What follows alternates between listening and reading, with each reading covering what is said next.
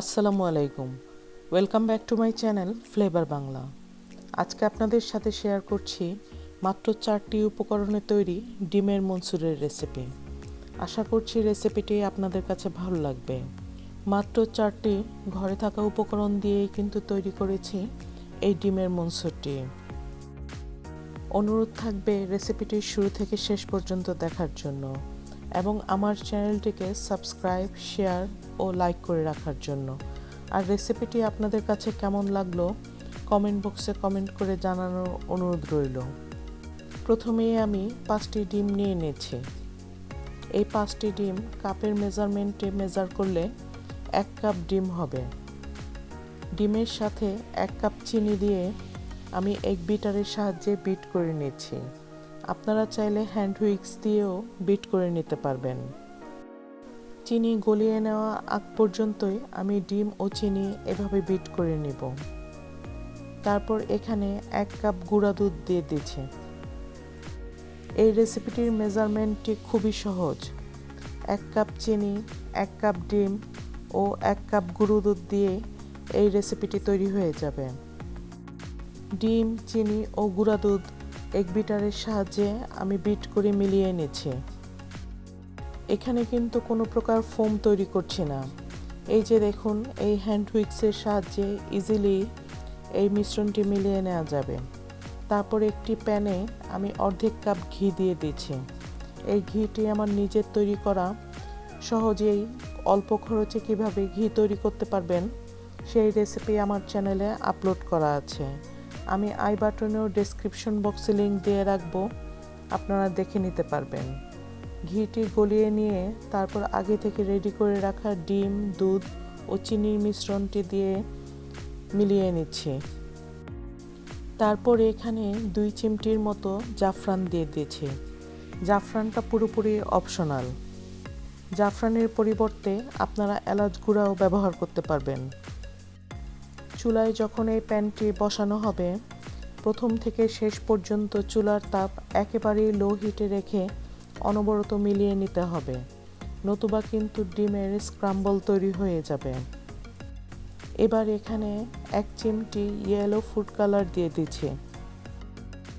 শুধুমাত্র দেখার সৌন্দর্যের জন্য আমি এখানে ফুড কালার ব্যবহার করছি, আপনারা চাইলে স্কিপও করতে পারবেন।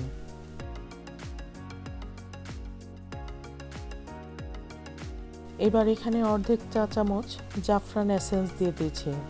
এটিও অপশনাল। এলাচ গুঁড়া দিলে আর এইটি ব্যবহার করার প্রয়োজন হবে না।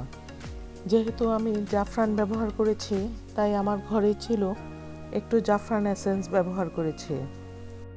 আবারও আপনাদের বলে দিচ্ছি, এই হালুয়াটিতে চুলার তাপ কিন্তু একেবারেই লো হিটে থাকবে। কোনো অবস্থাতেই চুলার তাপ বাড়ানো যাবে না এবং অনবরত নাড়াচাড়া করছি। প্রথম থেকে শেষ পর্যন্ত চুলার মধ্যে এই ডিমের মনসুরটি তৈরি করতে টোটাল 30 মিনিটের মতো সময় লেগেছে। আস্তে আস্তে ডিমের মিশ্রণটি ঘন হয়ে আসছে এবং আস্তে আস্তে প্যানের গা ছেড়ে দিচ্ছে। আমার চ্যানেলে যারা নতুন তাদের কাছে অনুরোধ থাকবে, চ্যানেলটিকে প্লিজ সাবস্ক্রাইব করে পাশে থাকা বেল আইকনটিতে ক্লিক করে রাখবেন।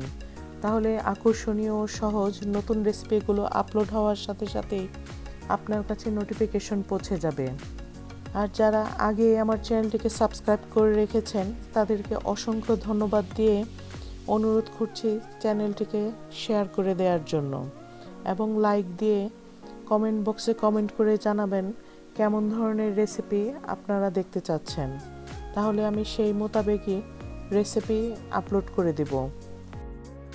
হালুয়ার মিশ্রণটি যখন ঘন হয়ে এসেছে, আমি একটি সার্ভিং ডিশে ঢেলে নিয়ে উপরে পেস্তা বাদাম ও আলমন্ড কুচি দিয়ে রুম টেম্পারেচারে রেখে দিচ্ছি কিছু সময়ের জন্য।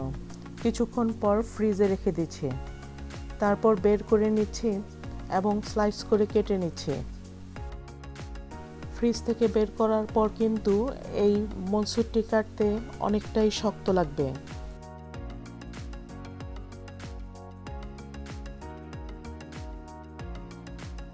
আমি আমার পছন্দ মতো সাজিয়ে তবেই পরিবেশন করছি।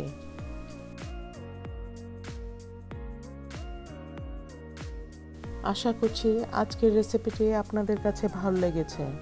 সবার কাছে অনুরোধ রইল, প্লিজ চ্যানেলটিকে সাবস্ক্রাইব করে একটি লাইক বাটনে ক্লিক দিয়ে রাখবেন এবং কমেন্ট করে জানাবেন আজকের রেসিপিটি আপনাদের কাছে কেমন লাগলো। আজকের মতো এখানেই শেষ করছি। সবাই ভালো থাকবেন, সুস্থ থাকবেন। আল্লাহ হাফেজ।